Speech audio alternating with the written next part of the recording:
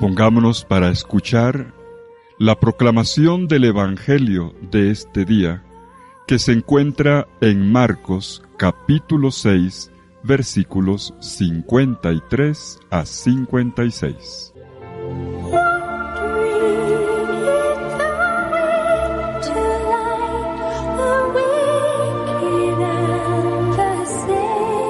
En aquel tiempo, Jesús y sus discípulos, terminada la travesía, tocaron tierra en Genesaret y atracaron. Apenas desembarcados, algunos lo reconocieron y se pusieron a recorrer toda la comarca. Cuando se enteraba la gente dónde estaba Jesús, le llevaban los enfermos en camillas. En la aldea o pueblo o caserío donde llegaba, colocaban a los enfermos en la plaza y le rogaban que les dejase tocar al menos el borde de su manto, y los que lo tocaban se ponían sanos. Palabra del Señor. Gloria a ti, Señor Jesús.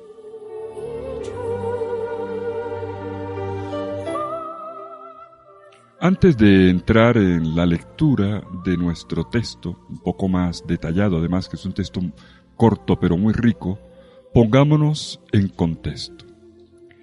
Resulta que después de la misión de los 12, ida y vuelta, y de la multiplicación de los panes que tuvo lugar después, Jesús envió a los discípulos en la barca a Betsaida.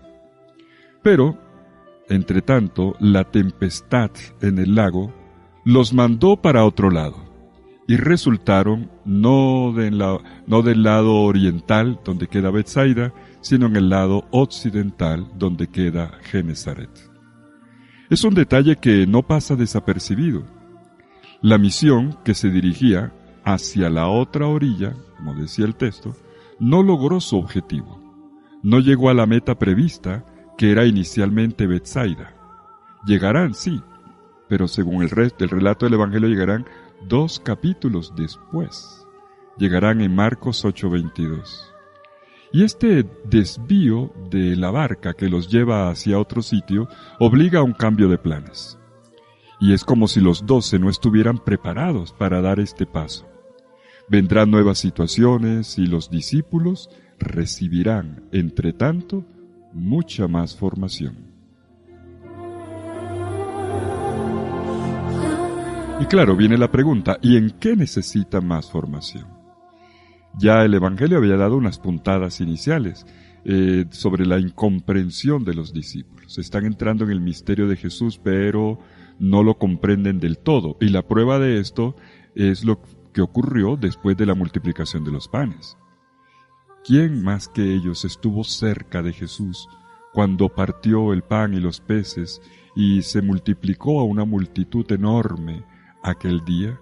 Los discípulos. Y sin embargo, en ese mismo día, en la noche, los discípulos no fueron capaces de reconocer a Jesús en el lago. Y el evangelista Marcos había agregado, es que no habían entendido lo de los panes. Es que tenían el corazón encallecido. Y entonces Jesús los tuvo que tranquilizar, no tengan miedo. Y se quedó claro que los discípulos no han entendido del todo al Maestro. Cuando llegan a la orilla, en cambio, la gente, la multitud de Galilea, tiene una actitud completamente opuesta, polar, con respecto a la de los discípulos.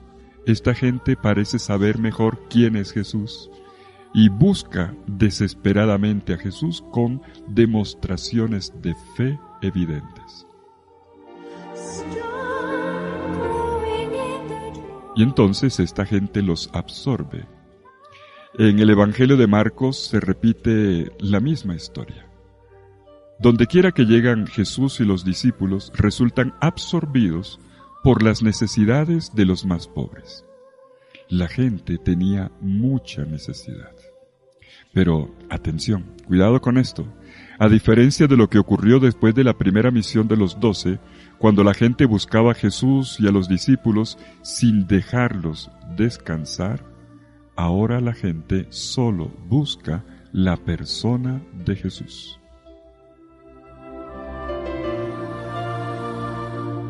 Bueno, con este panorama contextual, ahora entremos en el texto. Son apenas 4 versículos, pero qué sustancia que tiene este evangelio de hoy. Hay 3 detalles que sobresalen en esta misión no programada en la orilla del lago, en la orilla occidental, en Genesaret.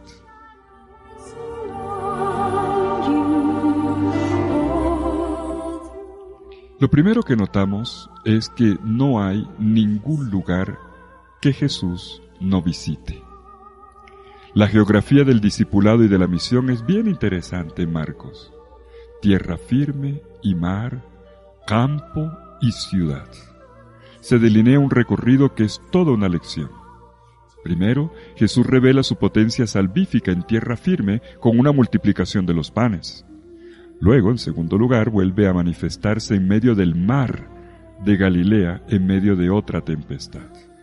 Y finalmente, a volver a la orilla, vemos cómo Jesús pasa de lugares relativamente aislados a centros populosos, habitados, dice el texto, pueblos, ciudades, aldeas y plazas. Tierra firme y mar, campos y ciudades, y en las ciudades, aldeas, plazas y casas. El misionero itinerante Jesús no deja ningún lugar fuera. Campo, mar, poblaciones, ciudades. En medio de esta descripción de la itinerancia misionera, no falta espacio para Jesús, también para orar, para retirarse a la montaña, para entrar en diálogo profundo con el Padre. A Jesús no se le escapa nada en el manejo de su tiempo y de sus lugares.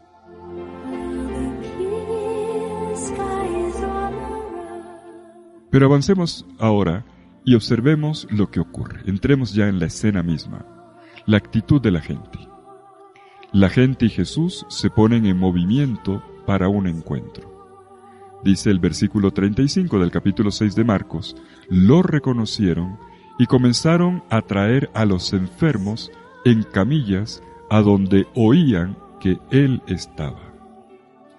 Podemos ver aquí toda una afluencia, un movimiento hacia Jesús. Por una parte, notamos cómo la gente de la región masivamente corre hacia Jesús, haciéndose cargo de los que no pueden llegar por sus propios medios. Se echan los enfermos al hombro y corren donde Jesús. Los discípulos, mientras tanto, aparecen en segundo plano. Pero la actitud de la gente pobre y necesitada los interpela. Muchos enfermos no están en condiciones de llegar por sus propios pies donde Jesús. Pero aparece gente buena que se lleva en camillas improvisadas a estos enfermos. Poco antes los discípulos habían hecho lo contrario. Cuando Jesús les propuso que se echaran al hombro las necesidades de la gente, que se encargaran de la gente hambrienta, ellos le dijeron a Jesús, Señor, mejor mándalos para la casa, para que ellos coman en sus casas, resuelvan ellos por sí mismos los problemas. Pues aquí vemos lo contrario, ya la gente hace lo que Jesús esperaba que hicieran sus discípulos. Encárgate tú también de ayudar, échate en al hombro a tu hermano. Pero además de esto, por otra parte, vemos cómo el narrador de Marcos destaca que donde quiera que Jesús desembarca, su persona se convierte en un centro de movimiento que hace tangibles situaciones de enfermedad, debilidad y dependencia.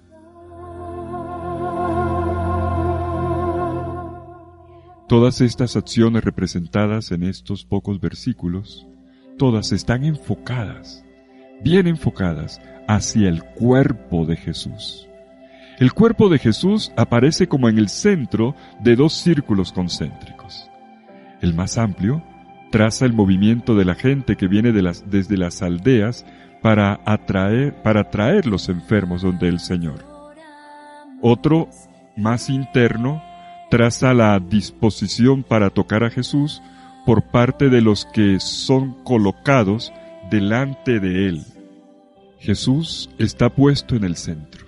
No le saca el cuerpo a nadie. Pero al mismo tiempo, ojo, tampoco se deja acaparar. Se separa un poco de la gente y la gente apenas puede rozarlo. A pesar de que esté continuamente rodeado y apretujado por la gente, Jesús es un hombre libre y liberador, capaz de sumergir a los más débiles en la experiencia de fe y en la salvación.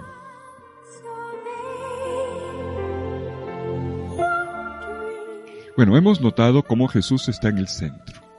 El cuerpo de Jesús, dice el texto de hoy, cortico, pero coloca a Jesús en el centro de dos círculos concéntricos. ¿Y qué pasa en este encuentro, en este contacto con el cuerpo de Jesús? Dice el versículo 36, el final: donde quiera que Jesús entraba, le pedían que les dejara tocar siquiera el borde de su manto. Y agrega el evangelista, y todos quedaban sanos.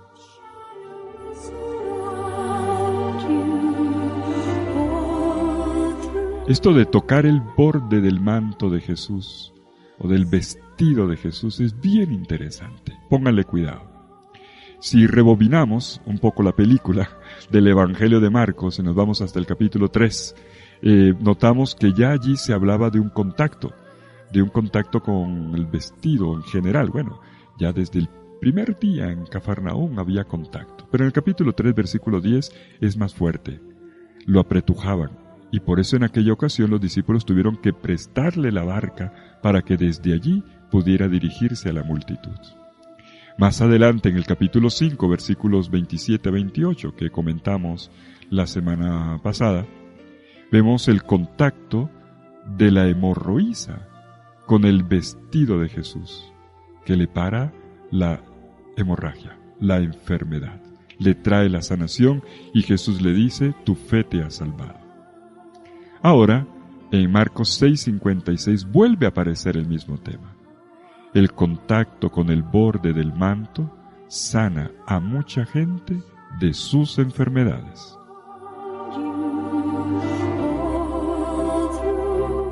Pero quiero llamar la atención sobre una cosa.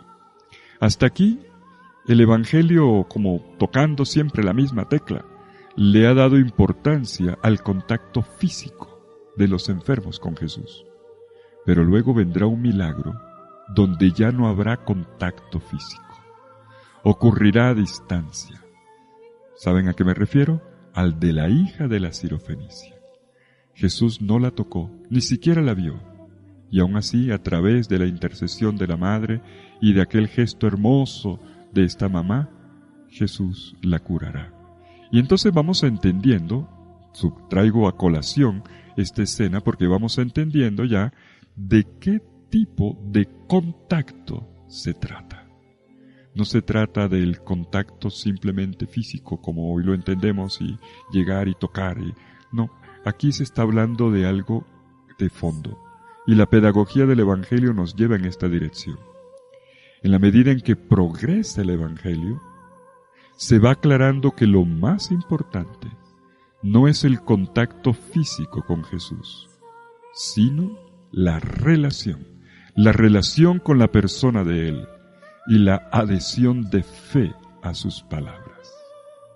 Solo así es posible aferrar esa fuerza que produce sanación y salvación.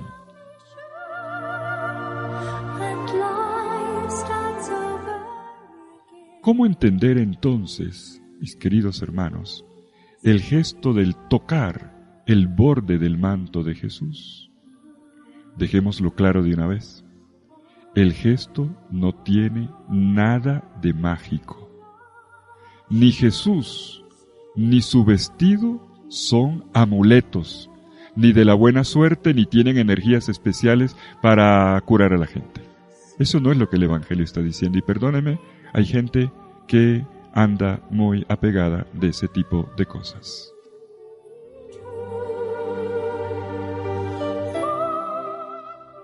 En griego, borde o franja del vestido se dice craspedón. el borde o franja del manto probablemente podría corresponder a lo que hoy nuestros hermanos judíos piadosos llaman el tzitzit. El tzitzit es como una camisilla, va debajo de la ropa, pero tú te enteras que lo tiene puesto porque le salen unos flequitos. Para el pantalón abajo de la camisa, o de la camisa más bien encima del pantalón, salen unos flecos. El tzitzit es un mechón de flecos que cuelgan de las 4 puntas de un manto con el que un judío practicante se revestía, y todavía hoy lo hace. Según la ley del Señor, estos tzitzit le recordaban a los judíos el cumplimiento de los mandamientos. Es más o menos como una persona hoy que, digamos, pertenece a la Asociación de la Virgen del Carmen. Entonces se coloca un escapulario y todo el mundo sabe a qué pertenece. En aquel tiempo todo el mundo sabía quién era un judío practicante. Llevaba puesto un tzitzit, un manto del cual salían flecos. Durante la oración de la mañana, en cambio, se colocaban, además del tzitzit, una mantilla amplia, que también tenía mechones de hilo, pero esta tenía otro nombre. Se llamaba talit, y todavía se usa. Se levantaba sobre la cabeza, se envolvían como sobre las alas de águila para orar. Así ora un judío. Pues parece que cuando se habla aquí del borde del manto de Jesús, se refiere probablemente a este tipo de ajuar. Incluso parece que esta costumbre de los tzitzit, de los talit, proviene de una época anterior. Los hilos que colgaban de las esquinas de los vestidos de los esclavos en el mundo antiguo designaban el patrón al cual estos esclavos pertenecían. Por tanto, el tzitzit era un signo de lealtad a Dios. Y si esta interpretación fuera correcta, podríamos decir que tocar el borde del vestido de Jesús significaría entrar en contacto con la fuerza que brota de su relación intensa y especial con su Padre.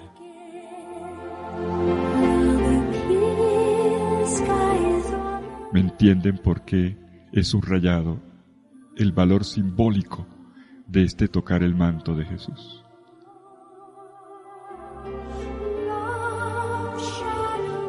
El afán por tocar el manto de Jesús deja ver, por una parte, la situación angustiosa en que estaban los enfermos. Y basta que uno haya estado enfermo alguna vez para saber lo que significa angustia o desesperación. Con todo y esto, mis hermanos, con todo y esto, Jesús no se deja confundir con un curandero, como tantos que circulaban en aquellos tiempos, ofreciendo soluciones inmediatas a tanto sufrimiento que había en la población.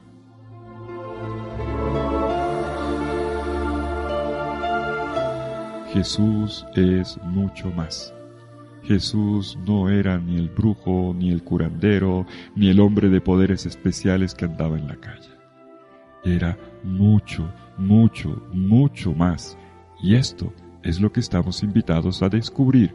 El Evangelio de Marcos nos está llevando de la mano hacia este descubrimiento del misterio de la persona de Cristo.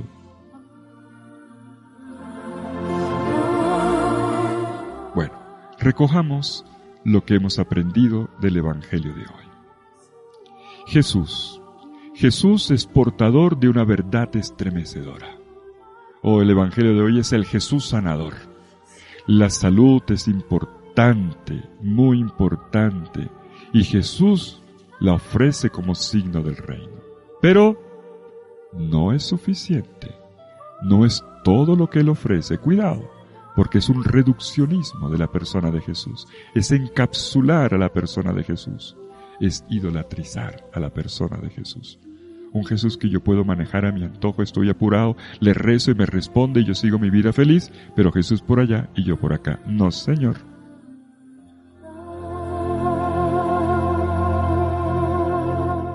Más que la salud física, que también es concedida por la bondad de Dios, nadie lo discute, claro que sí, pero lo que necesitamos es la armonía y la plenitud del corazón. La conversión, la vida nueva. Y en la última línea, el evangelista, para expresar esto, usó un verbo, el verbo griego sozo, que traduce en español salvar. No dice que Jesús sanó, sino que Jesús salvó, que es mucho más.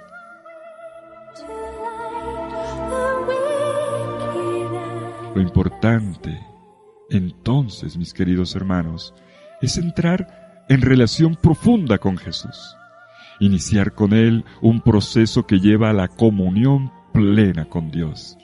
Este es el puerto al que nos lleva el camino de la fe.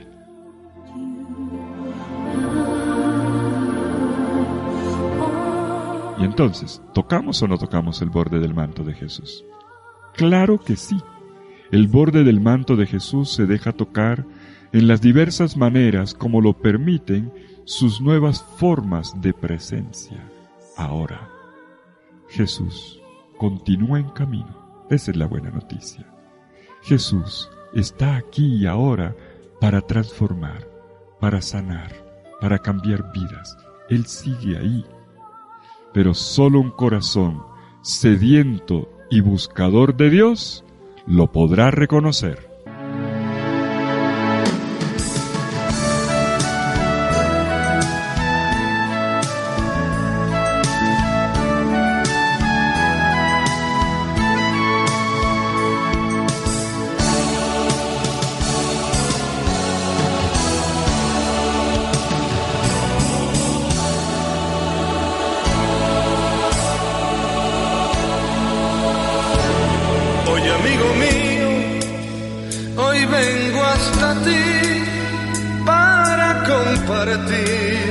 Tu gran soledad, quiero que me veas como a un viejo amigo en el cual seguro tú puedes confiar. Hoy quiero contarte una hermosa historia donde el ser humano tiene un buen final. Esa historia empieza en el año 0 y aunque pase el tiempo siempre sigue igual. Yo he venido a dar vida, yo he venido a dar luz y hoy puedo llenar tu alma de alegría porque yo soy Jesús. Yo he venido a dar vida,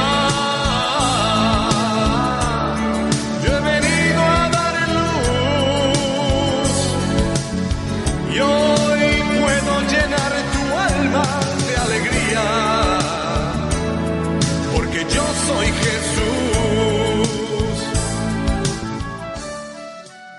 Bueno, esta canción, Yo soy Jesús, la canta un intérprete que le llaman el Puma católico, que no es el Puma José Luis Rodríguez, pero qué parecida la voz. Bueno, mis queridos hermanos, ha comenzado un nuevo día, una nueva semana que, bueno, le damos impulso con mucha alegría en el nombre del Señor. No olviden ahora, por favor, volver a leer el Evangelio de hoy, Marcos 6, 53, 56. Si de pronto quieres repasar lo que comentamos aquí, entra en la emisora Minuto de Dios, en la página podcast Palabra Vivificante, y ahí puedes volver a escuchar con tranquilidad en tu casa este programa. Bueno, que el Señor los bendiga y los llene con su infinito amor, en el nombre del Padre, del Hijo y del Espíritu Santo. Amén. Feliz día y una provechosa semana.